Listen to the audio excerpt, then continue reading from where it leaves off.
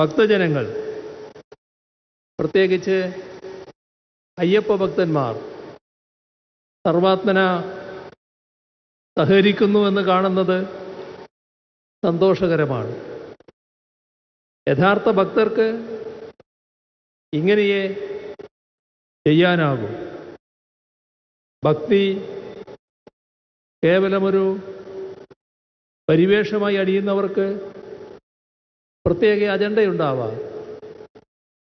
അവർക്ക് പ്രത്യേക താല്പര്യങ്ങളുണ്ടാവാം.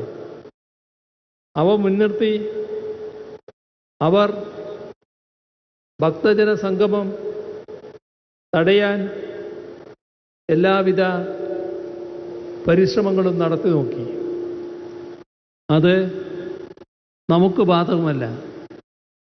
ആ വഴിക്കുള്ള ശ്രമങ്ങളെ ബഹുമാനപ്പെട്ട സുപ്രീം കോടതി തന്നെ വിലക്കി എന്നത് നമുക്കാകെ ആശ്വാസകരവുമാണ്. യഥാർത്ഥ ഭക്തരെ തിരിച്ചറിയാൻ വിഷമമില്ല. ഭഗവത്ഗീത തന്നെ യഥാർത്ഥ ഭക്തരുടെ സ്വഭാവം എന്താണെന്ന് എന്നത് വ്യക്തമാക്കിയിട്ടുണ്ട്. ഭക്തന്റെ ലക്ഷണങ്ങൾ ഭഗവത്ഗീതയുടെ 12-ാം അധ്യായത്തിൽ 13 മുതൽ 20 വരെയുള്ള 8 ശ്ലോകങ്ങളിലായാണുള്ളത്. അതിലേറ്റവും പ്രധാനപ്പെട്ടത് അദ്വേഷ്ട സർവഭൂതാനാം മൈത്രകരുണ ഏവജ എന്ന് തുടങ്ങുന്ന ഭാഗമാണ്. ഒന്നിനെയും ദ്വേഷിക്കാത്തവനും എല്ലാത്തിനും മിത്രമായിരിക്കുന്നവനും എല്ലാവരിലും ദയയുള്ളവനും സുഖദുഃഖങ്ങളിൽ ഭാവഭേദമില്ലാത്തവനും എന്തും ക്ഷമിക്കുകയും സഹിക്കുകയും ചെയ്യുന്നവനും ആയിരിക്കും ഭക്തൻ എന്നതാണ് ആ ഗീതാ നിർവചനം. അതിന് നിരക്കുന്ന തരത്തിലുള്ള ഭക്തിയുള്ളവരുടെ സംഘവുമാണ് സത്യത്തിലിത്. ഗീതയിലെ ഭക്തസങ്കല്പം ഉയർത്തിപ്പിടിക്കുന്നവരുടെ സംഗമം. തീർത്തും മതനിരപേക്ഷ മൂല്യങ്ങളുടെ വിശുദ്ധിയിൽ തിളങ്ങുന്നതാണ് ശബരിമല അയ്യപ്പക്ഷേത്രമെന്ന് നമുക്കറിയാം.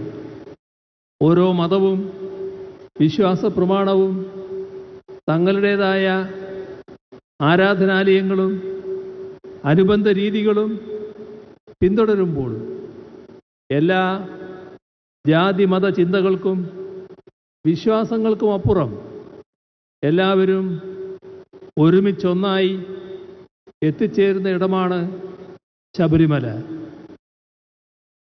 കല്ലും മുള്ളും കാലുക്കുമെത്ത എന്ന ശരണം വിളിച്ചുകൊണ്ട് കഷ്ടപ്പെട്ട് കാനനപാതകൾ താണ്ടി 18-ാം പടി കയറി അവിടെ എത്തുന്ന ഭക്തജനങ്ങളെ സ്വാഗതം ചെയ്യുന്നത് തത്വമസി എന്ന ഉപനിഷത്ത് വചനമാണ്. ചാന്തോക്യോപനിഷത്തിലെ ഈ വചനത്തിൻ്റെ പൊരുൾ അത് നീ തന്നെ എന്നതാണെന്ന് നമുക്കറിയാം. ഞാനും നീയും ഒന്നാകുന്നു എന്ന് പറയുമ്പോൾ അന്യരില്ല എന്നുകൂടിയാണ് അർത്ഥം. അഥവാ അന്യരിലേക്ക് കൂടി ഞാൻ എന്ന സങ്കല്പം ചേർന്ന് നിൽക്കുകയാണ്. ഇങ്ങനെ അന്യരെ കൂടി ഉൾക്കൊള്ളുകയും അന്യനോട് ചേർന്ന് നിൽക്കുകയും ചെയ്യുമ്പോൾ അന്യത എന്നത് ഇല്ലാതാവുകയാണ്. അപരൻ എന്നൊരാൾ ഇല്ലാതാവുകയാണ്. എല്ലാവരും ഒന്ന് എന്ന ബോധം തെളിയുകയാണ്. അത് തെളിയിക്കുക എന്നതാണ് ശബരിമലയുടെ സന്ദേശം. ശ്രീനാരായണ ഗുരുവും ചട്ടമ്പി സ്വാമികളും രമണ മഹർഷിയുമൊക്കെ നമുക്ക് തെളിയിച്ചു തന്ന തത്വമാണിത്. ഇതിൻ്റെ പ്രഘോഷണം നടത്തുന്ന ലോകത്തെ തന്നെ അപൂർവം ക്ഷേത്രങ്ങളിൽ ഒന്നാണ് ശബരിമല. അവിടെ അയ്യപ്പന് നിത്യവും ഉറക്കുപാട്ടാകുന്നത് ഹരിവരാസനമാണെന്ന് എല്ലാവർക്കും അറിയാം.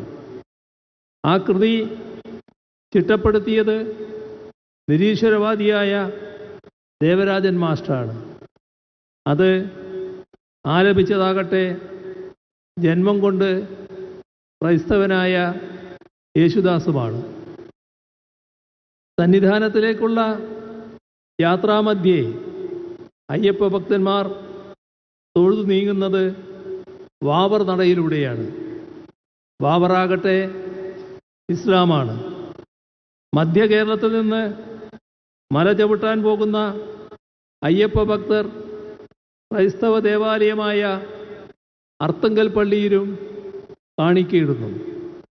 ഇങ്ങനെ സർവധർമ്മ സമഭാവനയുടെ പ്രതീകമായി നിൽക്കുന്ന എത്ര ദേവാലയങ്ങളുണ്ട് ലോകത്തിൽ. അങ്ങനെ ആലോചിക്കുമ്പോഴാണ് ശബരിമലയ്ക്കുള്ള പ്രത്യേകത കൂടുതൽ വ്യക്തമാവുക.